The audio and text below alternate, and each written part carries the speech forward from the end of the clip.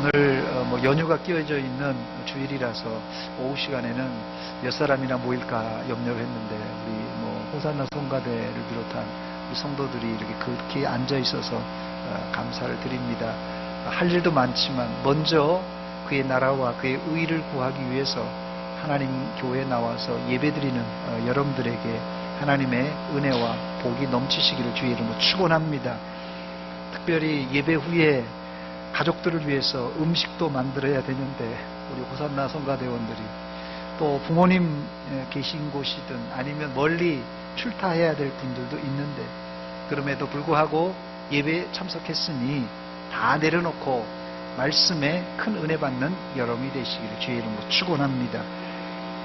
나이를 먹었느냐 아니면 아직도 철부진가, 이것은 설날을 대하는 태도를 보면 알 수 있습니다. 설을 철부지들은 세뱃돈, 용돈 받는 날로 알고 있습니다. 또 받은 용돈으로 저희 때는 영화 보고 맛있는 거 사 먹는 것, 이게 최고의 재미였습니다. 또 설빔으로 뭐 때때 옷을 한 벌 이제 입은 날은 더할 나위 없는 즐거운 설날입니다. 또 설날 되면 떡국도 먹고 그날 가야 이제 고깃국도 마음 놓고 먹는 날입니다. 그런데 나이가 들면서 설이 설설 겁이 납니다. 어른들 용돈은 얼마나 드려야 되는가, 오고 가는 길이 막힐 텐데 운전은 어떻게 해야 되는가, 또 이번 명절 때 친지들을 만나면 또 조상 묘를 또 어떻게 이전할 건가, 이런 것도 상의해야 되고, 또 형제들 만나서 부모님을 어떻게 모실까, 이런 거 상의할 생각에 고민이 되고 머리가 아픕니다. 또 특별히 우리 주부들은 음식은 어떻게 할까, 몇 날 며칠부터 잠이 안 오고 또 이 명절 때는 꼭 아픈 사람들이 있습니다. 그래서 이 고민이 돼서 그렇겠죠. 그래서 잠이 안 오고, 이게 아마 나이 먹었다는 증거입니다. 또 이제 아주 나이 드신 분들은, 여기 계신 어른들은 이번에 경제가 좀 어렵다는데 자식들이, 손주들이 집에 찾아올 때, 대전에 방문할 때 이놈들이 어려울 텐데 뭐 용돈 준다고 그러고 선물도 가져오려면 돈도 많이 들 텐데 자식들 오히려 걱정하시는 부모님들이 아마 계실 것입니다.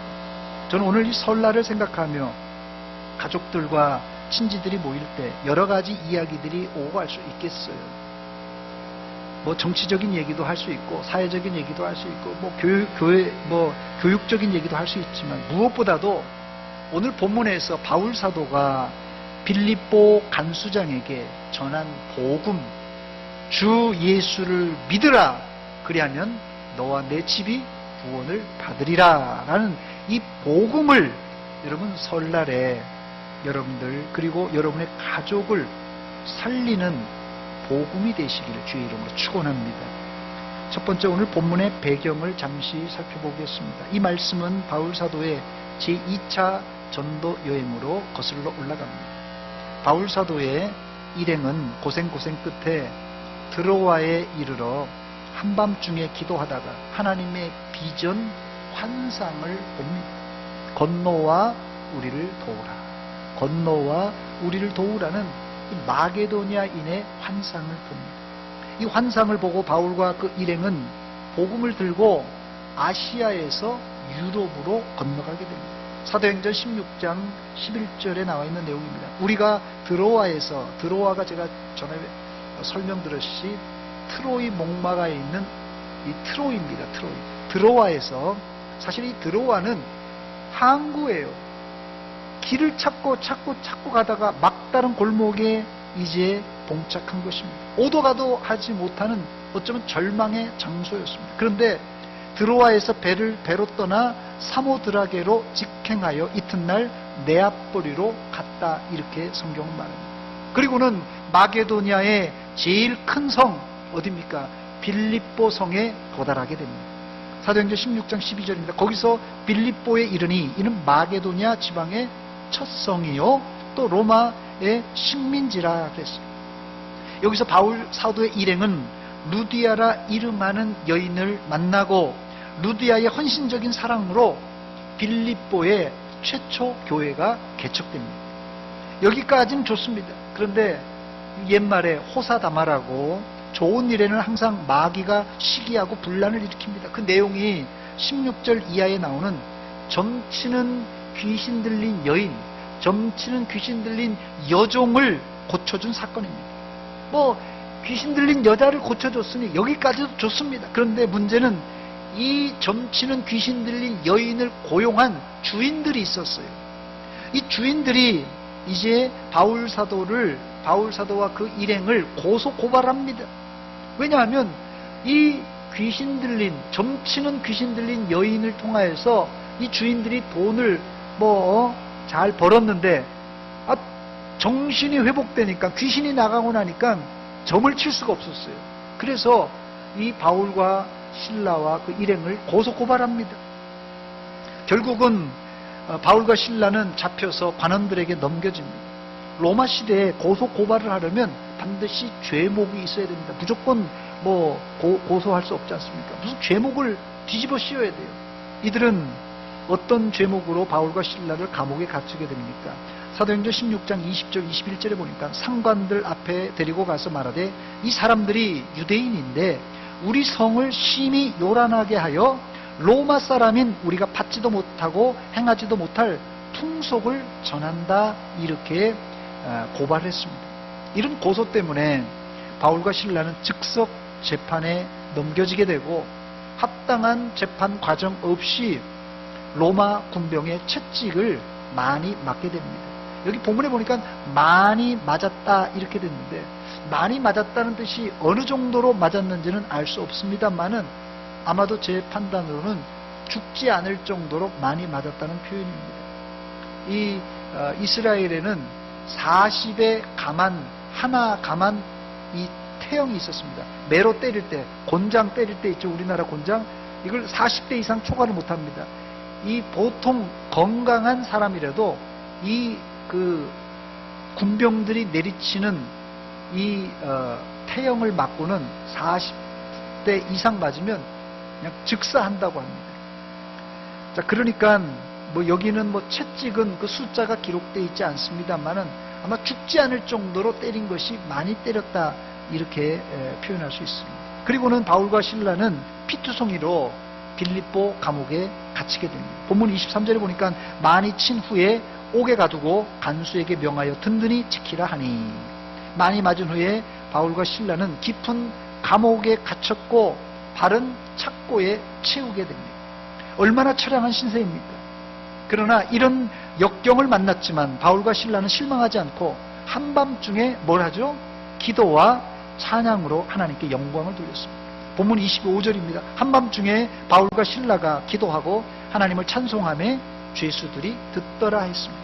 26절입니다. 이에 갑자기 큰 지진이 나서 옥토가 움직이고 문이 곧 다 열리며 모든 사람의 매인 것이 다 벗어졌더라 그랬습니다. 이 장면을 보고는 간수가 자다가 깨어서 죄수들이 다 도망간 줄 알고는 칼을 빼서 자결을 하려고 합니다. 이때 바울 사도는 소리를 지릅니다. 28절, 내 몸을 상하지 말라, 우리가 다 여기 있노라. 죽지 말라. 감옥의 문이 활짝 다 열려지고 지진이 일어나서 감옥의 문이 활짝 열리니까 죄수들이 다 도망간 줄 알았어요. 졸다가 지진이 만났으니까요. 간수가 등불을 들고 감옥으로 뛰쳐들어옵니다. 그리고 바울 사도 앞에 엎드려 간구합니다. 본문 30절 말씀입니다. 우리 함께, 우리 스크린 한번 비춰주세요. 30절 한번 보여주세요. 왜 안 되나? 방송실이 좀 사고가 났나 봅니다. 30절로 같이 한번 찾아서 읽겠습니다. 시작. 그들을 데리고 나가 이르되 선생들이여 내가 어떻게 하여야 구원을 받으리까 하거늘. 영어 성경 제가 찾아보니까 NIV 성경에 이렇게 되어 있습니다. What must I do to be saved? What should I do? What must I do? 이 말은 뭐냐면 내가 뭘 해야지 구원받겠습니까? 이런 표현합니다. 선생님들이여 내가 어떻게 해야, 내가 뭘 해야지 구원받습니까? 이렇게 물어봅니다. 간수장의 질문은 죄지은 인간의 고백입니다. 어떻게 해야만 구원받습니까? 세상 사람들은요, 어떤 행위를 해야만 구원받는 줄 압니다. 아니면 더 심각하게는 구원의 길을 전혀 알 수 없으니, 이게 뭐 구원의 길을 어디로 가는지 알 수 없으니 나에게 알려달라는 뜻입니다.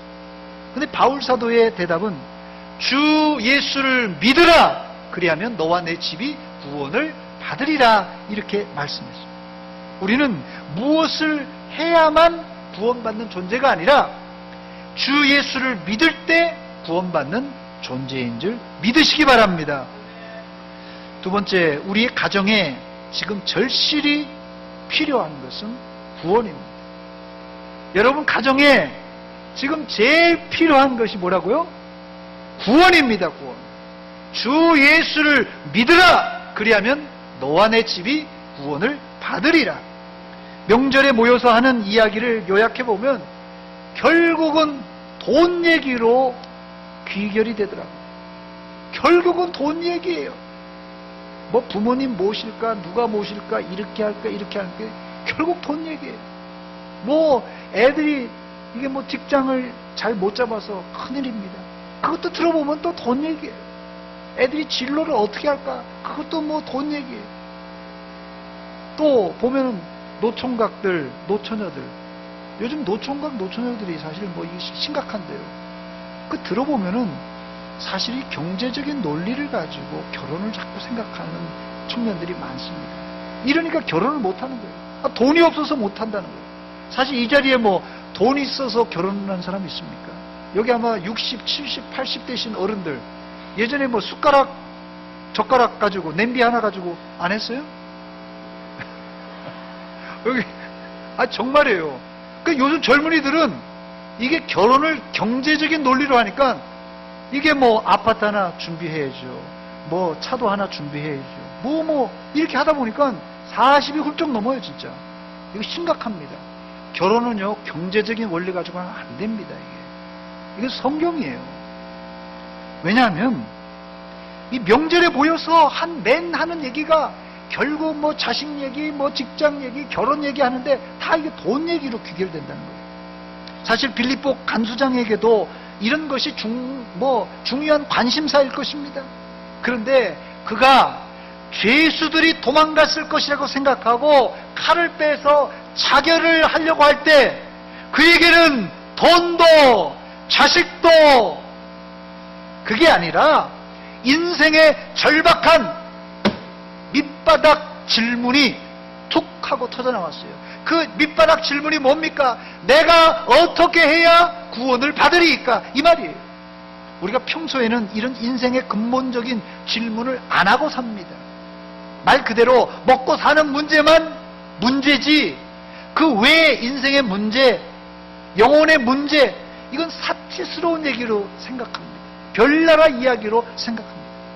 그런데 간수장이 자결하려고 하는 순간 그는 자신의 인생에 있어서 가장 중요한 질문, 인생의 가장 중요한 질문, 내가 어떻게 해야 구원을 받으리까 하는 질문을 하게 됩니다. 이 질문은 아무나에게 나오는 질문이 아닙니다. 인생의 막다른 골목을 체험하지 않은 사람은 결코 할 수 없는 질문입니다. 그래서 서양 속담에 눈물의 빵을 먹어보지 않은 사람과는 인생을 논하지 말라라는 말이 있습니다. 그러므로 하나님은 우리가 인생의 본질적인 문제를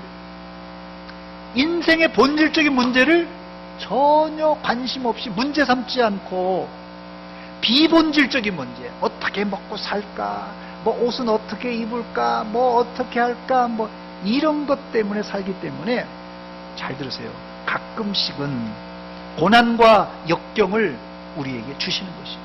그래야 우리가 뜨끔해서라도 인생의 본질적인 문제를 의문을 갖기 시작한다는 것입니다. 즉 이것은 구원의 문제를 심각하게 생각하라는 하나님의 은혜의 사인입니다. 고난과 역경이 뭐라고요? 하나님의 은혜의 사인이에요. 여러분 개인과 가정에 불어닥친 위기를 인생의 본질적인 질문을 하는 계기로 삼아서 구원의 길을 걸어가시기를 주의 이름으로 축원합니다. 어느 한 랍비가 제자들에게 늘상 하는 말이 있었어요. 그게 뭐냐면요, 너희는 죽기 전에 회개하라. 너희는 죽기 전에 회개하라. 이런 얘기를 이 선생님이 늘 했다는 거예요. 제자들이 가만히 듣고 보니까, 아니 선생님, 우리가 죽을 때가 언젠지 모르는데 언제 회개하란 말입니까? 이때 그 선생이 이런 얘기를 했다고 합니다. 바로 지금 오늘 회개하라. 그러면 너희들이 죽기 전에 회개할 수 있다. 이러는 거예요. 회개는 복음을 들을 때 바로 지금 해야 하고, 선택받은 백성이라면 오히려 위기에 처할 때 구원의 길이 더 선명하게 보이는 법입니다. 간수장은 죽음의 순간 어떤 질문이 나왔다고요? 인생의 본질적인 질문이 흘러나왔습니다. 이런 의미에서 이번 설날에 여러분들이 여러분 가족의 신앙을 체크해보는 기회가 되시기 바랍니다. 제가 가족들을 신앙의 유형을 한번 보니까 4가지겠더라고요. 다 4가지에 다 들어가 있습니다. 여러분은 1, 2, 3, 4번 중에 어디에 속해 있는지 한번 보시기 바랍니다. 이 화면이 준비가 안 돼서 제가 말씀드립니다. 첫 번째 유형은 구원의 확신을 가진 구원받은 자. 이게 100점짜리예요. 구원의 확신을 가진 구원받은 자. 100점짜리입니다. 두 번째, 구원의 확신이 없는 구원받은 자. 이런 사람도 있어요. 구원은 받았는데 구원의 확신이 없는 사람이 있어요. 이건 조금 문제가 있는 사람입니다. 세 번째, 구원의 확신은 있는데 구원받지 못한 사람. 이런 사람이 있어요. 구원의 확신은 있어. 나는 구원받았다 그러는데 실제로는 구원 못 받은 사람 있다는 거예요. 교회 안에. 마지막 4번째는 구원의 확신도 없고 구원받지 못한 사람. 뭐 예수님을 부인하거나 안 믿는 사람이 이 부류에 속하겠죠. 여러분들은 어떤 유형이고, 여러분의 배우자, 여러분의 자녀들은, 여러분의 손자들은 어떤 유형입니까? 구원받았고 구원의 확신이 있는 1번입니까? 아니면 구원받았는데 구원의 확신이 없는 2번입니까? 아니면 자기는 구원받았다고 하는데 실제는 구원받지 못한 3번입니까?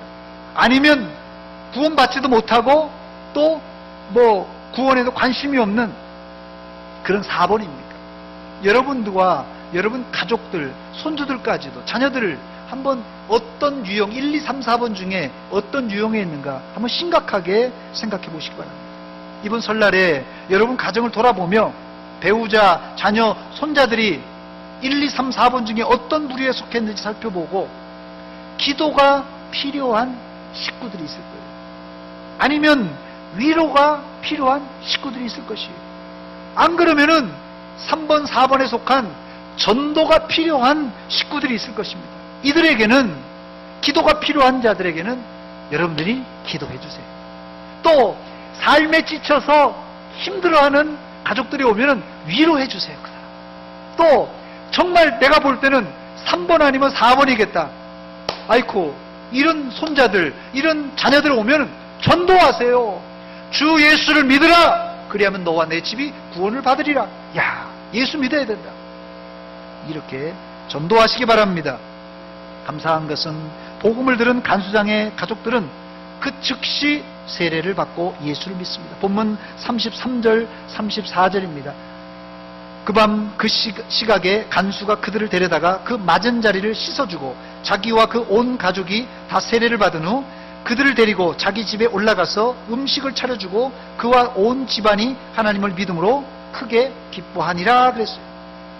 사실 몇 시간 전만 해도 간수장은 칼을 빼서 자결하려고 했던 사람입니다. 만약에 여러분 간수장이 칼을 빼서 자결했다면 그 가족들이, 식구들이 어떻게 되었을까요?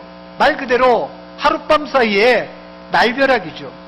남편을 잃은 미방인이고 아버지를 잃은 자녀들이 되었을 것입니다. 초상집이었어요. 그런데 그들이 복음을 듣고 회개하고 세례를 받고 하나님을 믿음으로 말미암아 34절 마지막 부분에 이렇게 됩니다. 그와 온 집안이 하나님을 믿음으로 어떻게 했다고요? 크게 기뻐하니라. 하나님을 믿고 크게 기뻐하니라. 초상집이 될 뻔했던 그 집이 예수 믿고 크게 기뻐하는, 기쁨이 넘치는 가정이 되었던 것입니다. 이것이 바로 복음의 능력입니다. 복음의 능력이에요. 복음은 자살하려고 했던, 아니 죽었던 사람을 살리는 능력이 있고, 그 사람들만 아니라 그 개인뿐만 아니라 그 가족을 살리는 능력이 있습니다.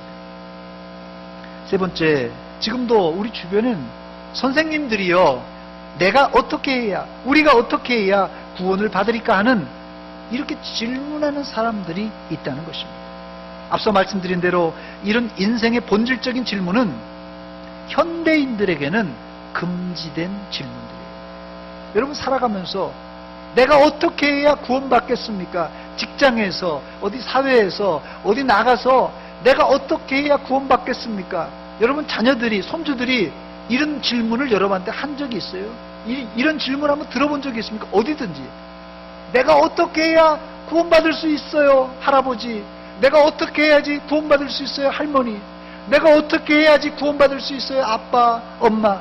이렇게 물어보는 자녀들, 손주들이 있냐는 거예요. 현대인들에게는 인생의 본질적인 문제, 구원의 문제는 금지된 질문입니다. 그래서 명절날 가족들이 모였을 때 뭐 정치적인 이야기, 뭐 종교적인 이야기, 이거 잘못하면 불협화음이 크게 납니다. 뭐 이쪽은 또 야당이 있을 수 있고, 신세대는 또 뭐 야당이 됐든 여당이 될 수 있고, 또 구세대는 또 있어 엄마 아빠가, 할아버지 할머니와 손주들과 이 정치적인 얘기하다 보면 삐걱거릴 수 있어요. 또 종교적인 얘기도요, 이게 또 안 믿는 세대하고 또 세대차가 나기 때문에 이게 좀 그 불협화음이 생길 수 있습니다. 그래서 여러분, 지혜를 가져야 됩니다. 기회를 잘 보았다가 여러분 가족 안에 질병이나 사건, 사고 등으로 인생의 어려움을 만난 아마 가족들이 있을 거예요. 1년 만에, 아니면 6개월 만에, 3개월 만에, 오랜만에 만났을 때, 어려움을 당했을 때, 그때 자연스럽게 복음을 전하시기 바랍니다. 그런 상황에서 의외로 쉽게 간수장의 가족처럼 주님께 돌아올 수 있다는 것이에요. 사실 예수 믿는 것이 쉽지 않지 않습니까?